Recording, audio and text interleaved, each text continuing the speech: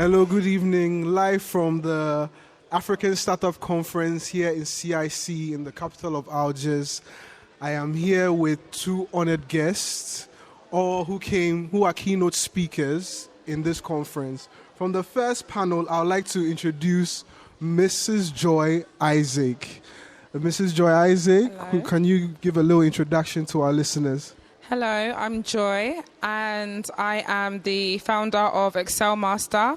Excel Master is a consultancy that specializes in CFO as a service, business plans, and we have clients that are startups and enterprises in the UK and Nigeria. I'm also the founder of I Move Back, which is a media platform that specializes in showcasing investment opportunities in Africa.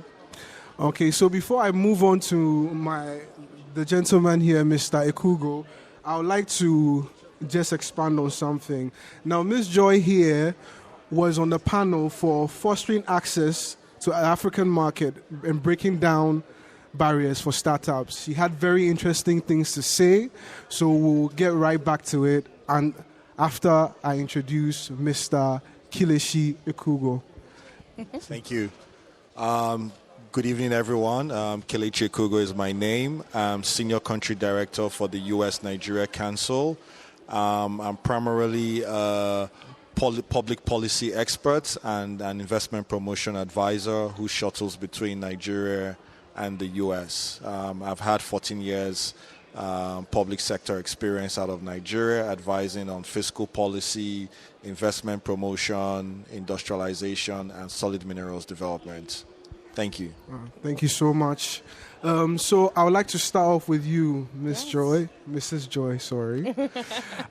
It's Miss, but yeah. We talked about the barriers that startups in Africa face, and you had a very, very interesting. We talked about many things, but you had an interesting thing that really took my attention. You talked about brain drain. Yeah. Can you expand on that, please?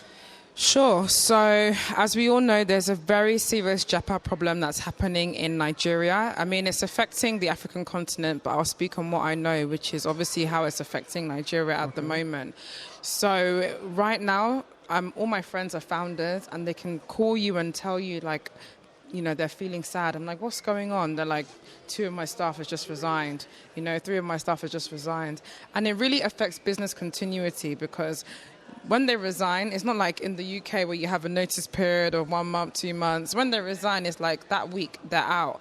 And so it really affects, planning, processing, the longevity of your business. So I feel like one thing that the founders need to do is they need to prepare.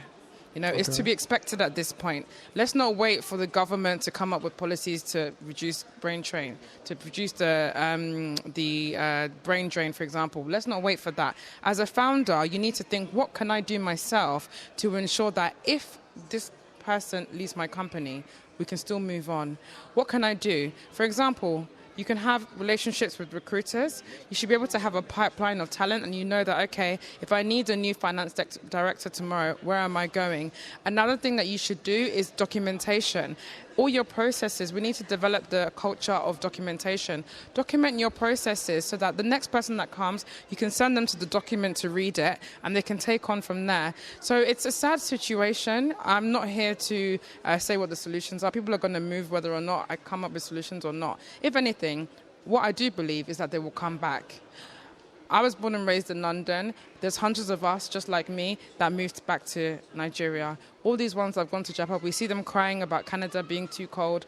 We see them crying about the economy in the UK. They will get their skills and they will come back. But as for now, the ones that are left in Nigeria and are there, they should focus on making sure that their business will not be damaged by the brain drain.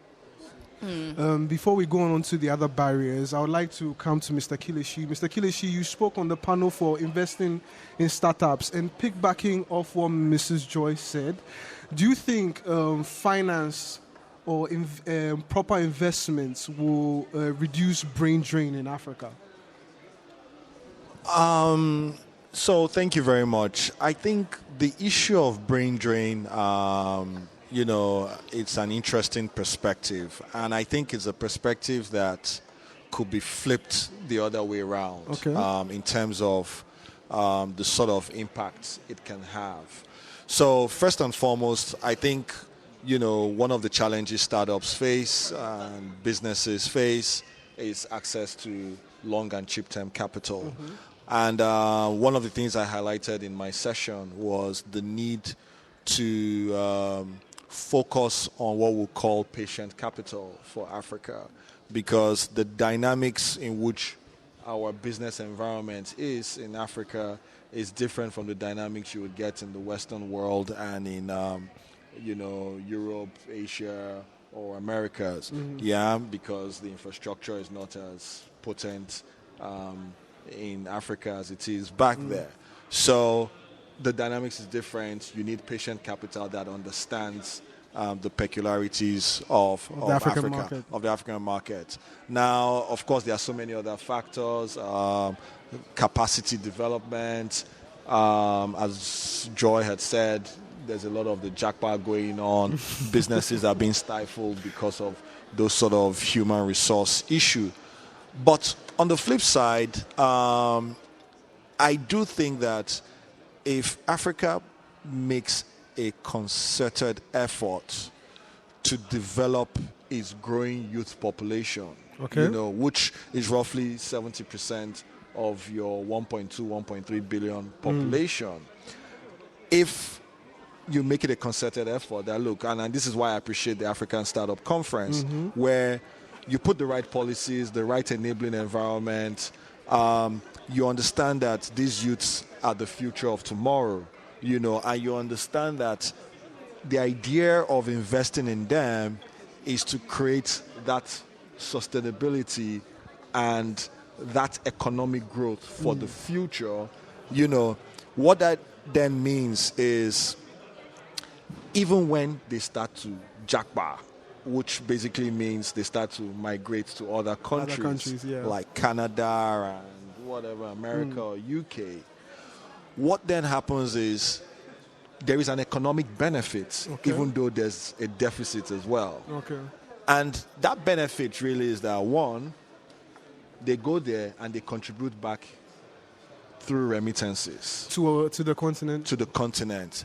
But if we also structure that jackpot or that migration in a more deliberate manner, where you have trained those people to build up skills in maybe coding, in tech, in creativity, they are able to incubate and express themselves in different startups, fashion, music, tech design, fintechs, whatever it is. Then they become a resource that we can see as an export. So you export them out there, they go there, do all the magic that they can do, and then bring it back and then bring it back home. I see. Through remittances, through also that skill set, but somehow we find a mechanism where it still has an economic impact for the right reasons. I just want to add another thing, to that. So it also opens up another export market for the ones that are locally here. AGOA expires in 2025. I don't know why nobody ever talks about this thing. This is an opportunity for Africans, specifically Nigerians, to export things to the US without tariffs. There's a whole market of Nigerians in Canada and the US that want Kelechi, for example. That want, maybe I don't think Kelechi is one of the that is goods. a delicacy. It's one of the goods on the list, but clothing, textiles, South Africa was able to benefit from it because of a lot of the wines that are in the US took advantage of AGOA, for example. So the brain drain also has ways that you can benefit from it. Just to piggyback off what he said, he's very valid in what he said. Okay, so there are a lot of things that were spoken about, but just to keep things brief, they brought up the topic of the problem of integration being another barrier within startups in African countries, in such a way that when we have over 54 countries in Africa, the borders are locked, so it's not easy to integrate. There was one thing that you said anytime you want to open, to even come back to it, Mr. Sohail said because of that integration, that the startups are not open to open markets, like the way we treat the US as one country. But when you come to Africa, we just boggle it down to different countries. Everyone has a different identity, so there is lack of integration. Your solution was to find a local, but do you think it's that easy to find locals to push your startup, to push your business? Do you think you can find that trust? Yes, it is. It requires two things: still using your own personal network, and it also requires you to use discernment as well. You know, you need to kind of, whenever I go to a new country, I ask my people, you know, if I'm in a group chat or if I have friends, do you know someone that's in Egypt? Do you know someone that's in South Africa? You know, can you connect? Do you know someone that's in Abuja? And before that, you start to build your network, you know, through your own personal friends. Yeah. Now, when it comes to doing business transactions, you have to vet the person. This is where law comes in. A lot of people start startups with absolutely terrible shareholders agreements, and they always go and face the problems later on down the line. So I think it's highly possible. I think it's the only way to do it. Mm-hmm. You know, Nigerian men face a lot of issues when they go to other African countries.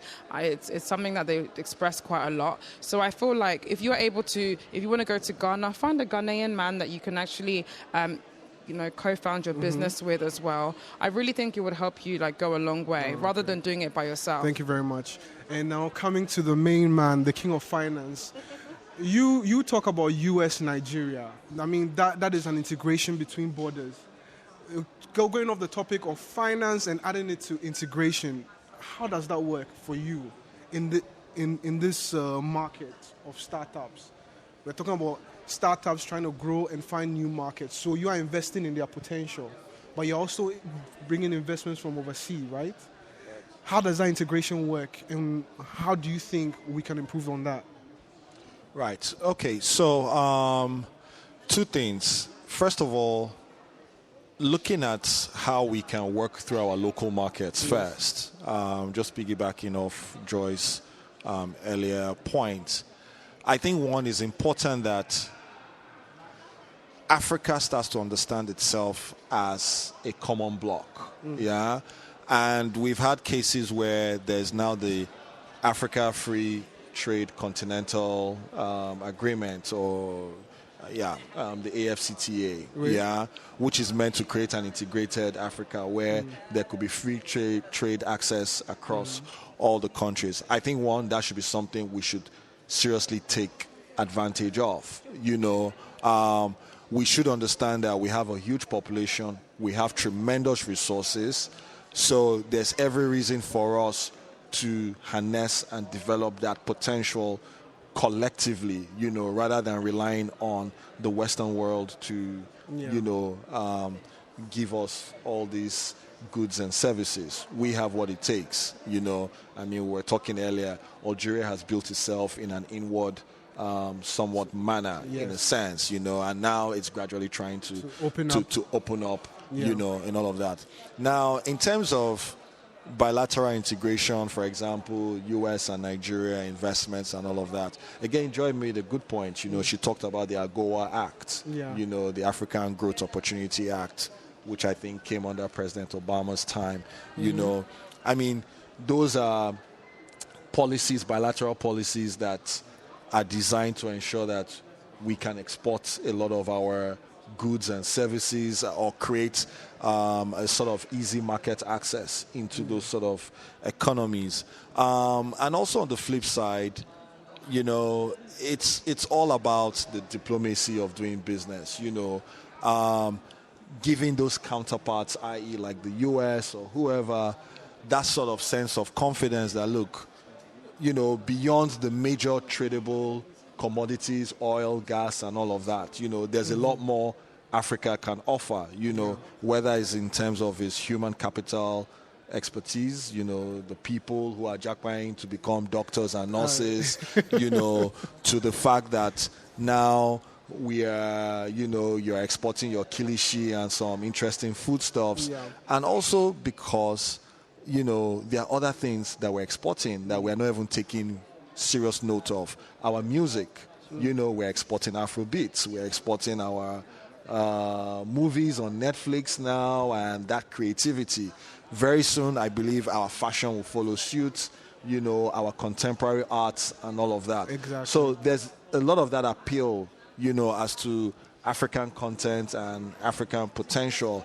But it's really that diplomacy to ensure that, look, both countries can work together, build that level of trust, understand the policies across boards, how to repatriate your foreign exchange when you make that investment. Exactly. It's for government to protect a lot of that, show that there's good security, good regulatory framework, good business environment, and then it gives that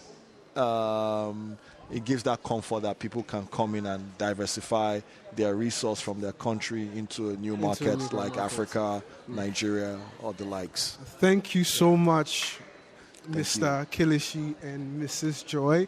It has been wonderful having the two of you at the radio station. Great pleasure. It's Ifrikya Great pleasure. FM, the voice of Africa. Great pleasure. This is the second edition of the Startup Conference, and startups are here to stay.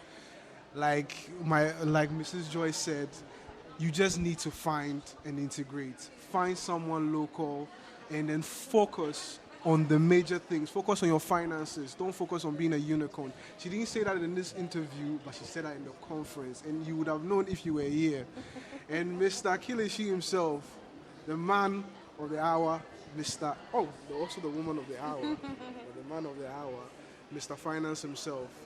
If you want to grow your startup, you should be looking to these people. You should be looking to come to this conference. Thank you so much, and stay tuned to Ifrikya FM.